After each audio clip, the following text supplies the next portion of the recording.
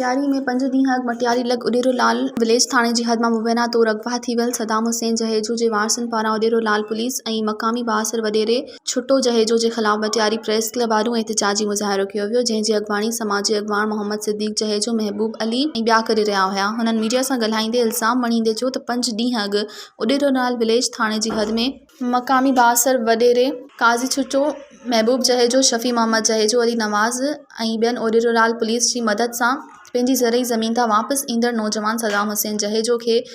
अगवा करे खणी विया आहिनि, जॾहिं त अली शेर मेमण ऐं अलाह ॾिनो लोहार मथां सख़्त तशद्दुद करे खेनि मरड़िंग करे छॾियो हो। हुननि चयो त 5 ॾींहं गुज़री वञण बावजूदि सदाम जहेजो जो को बि रसपतो नाहे पइजी सघियो, जॾहिं त उॾेरो लाल पुलिस छुटो जहेजो वारी धुर खां पैसा वठी संदन वंगारो बणियल आहे ऐं मुख़्तलिफ़ अज़र ॼाणाए असांखे थाणे जा चकर हणाया पिया वञनि। असीं DIG हैदराबाद ऐं SSP मटियारी ॿियनि वास्तेदार अमलदारनि खां मुतालबो था करियूं त सदाम हुसैन जहेजो खे बासर वॾेरे जे चंबे मां आज़ादु करायो वञे। मज़ीद ख़बरनि ऐं तफ़सीलात लाइ विज़िट कयो असांजी वेबसाइट www.awamiNewsHD.com ऐं ॾिसंदा रहो अवामी न्यूज़ HD।